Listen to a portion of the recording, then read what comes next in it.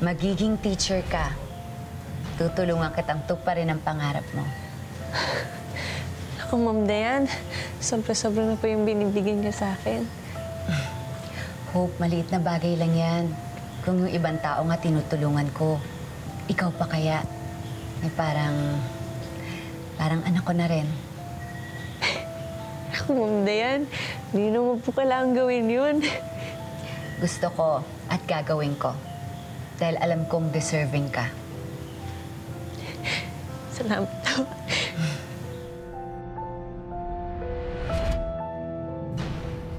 Narinig ko pa nga eh. Pag-aaralin daw nung Dayan si Hope. Aampunin pa yata. Ayoko! Uy, may magagawa ka ba doon? Bakit kasi hindi na lang ako?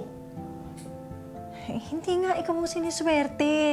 Eh bakit di na lang ako yung swertehin? Bakit si Hope palagi? Kasalanan niyo to ni tatay eh. Uy, luka-luka ka pala eh. Bakit kami sinisisi mo? Eh di sana, kung nagsikap kayo katulad ni Ma'am Dayan, eh di sana maayos yung buhay ko. Di sana masaya ako, hindi katulad ng ganito.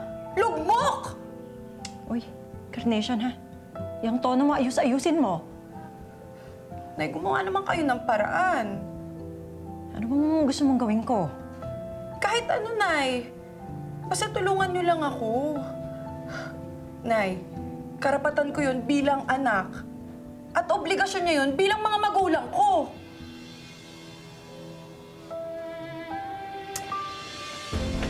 Carnation!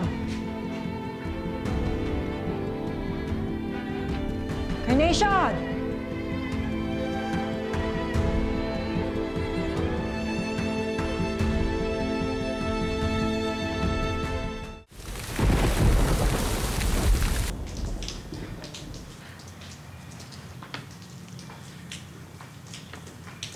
Nandito na po tayo sa may upuan.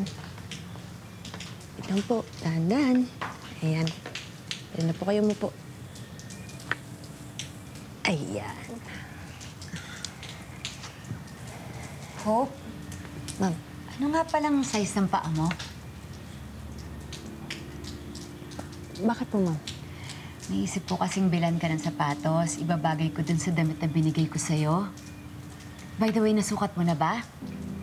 Kasya ba?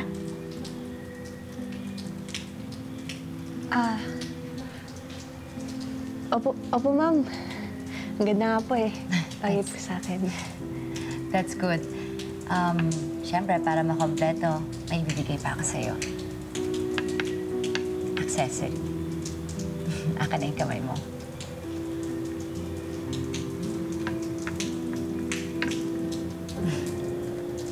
Suot mo.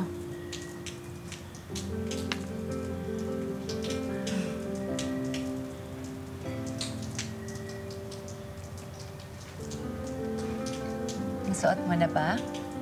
Bagay ba sa'yo? Opo, Ma'am. Salamat po.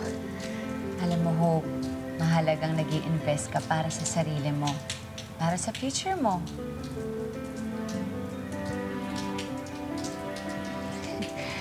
Ano namang future ang naghihintay sa isang katulad ko. Oh, teka lang. Bakit parang nag-iba ata yung tono mo ngayon? Nasaan na yung Hope na nagsasabing, habang may buhay, may pag-asa? Ma'am, pasensya na po. Minsan lang talaga, ang hirap maging positibo sa buhay eh. Mga oras ko na panghihinaan na po ko ng loob. Dahil tao lang tayo, may ups and down. Basta ang importante, marunong kang bumangon. Tingnan mo ako.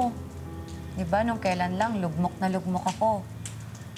Pero ngayon, alam ko na merong nagbago sa akin. Oo nga po. Masaya po ako na ganyan po ang kalagayan niyo. Basta, Hope, tandaan mo, matutupad lahat ng pangarap mo. nandito lang ako. Susuportahan kita. Maraming salamat, Dayan.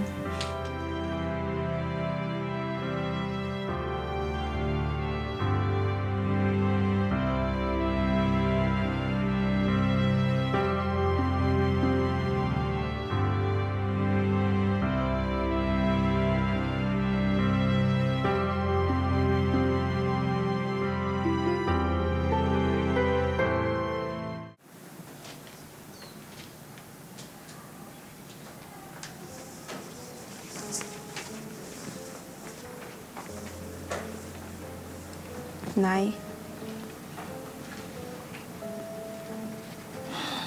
Tama ka nga, anak. Ikaw ang dapat na nakikinabang sa kung ano man ang meron si Hope ngayon.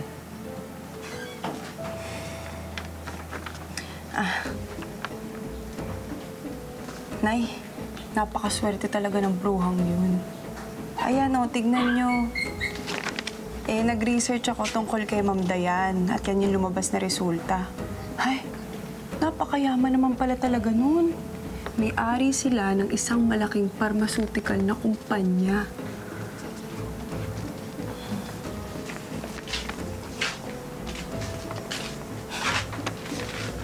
Sobra nga sa yaman, no?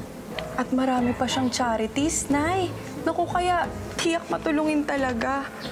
Kaya siguro yun yung rason kung bakit napakadaling nauuto ni Hope yan. At bukas palad pa kung tumulong kay Hope. Oo, Nay. Naisip ko, baka si Ma'am Dayan na din ang tsansa natin, di ba? Para naman hindi lang si Hope makinabang sa kanya.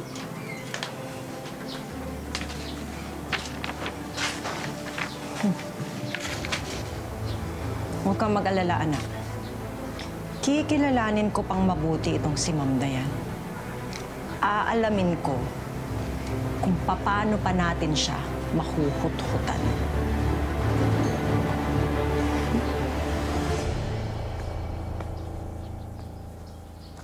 Hope!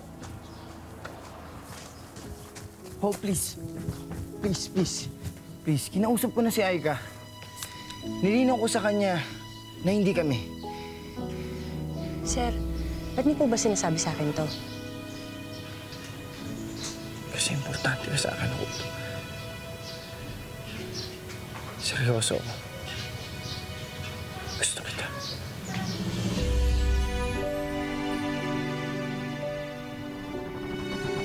We're still doing our best na gumaling kayo. Totoo po ba yun? May pag-asa pa po ba ako makakita?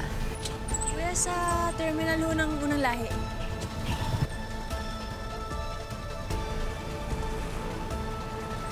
Ma'am, okay lang po kayo? Ma'am, ano pang nararamdaman niyo? Nakikita na kita. Po? Nakakakita na ako.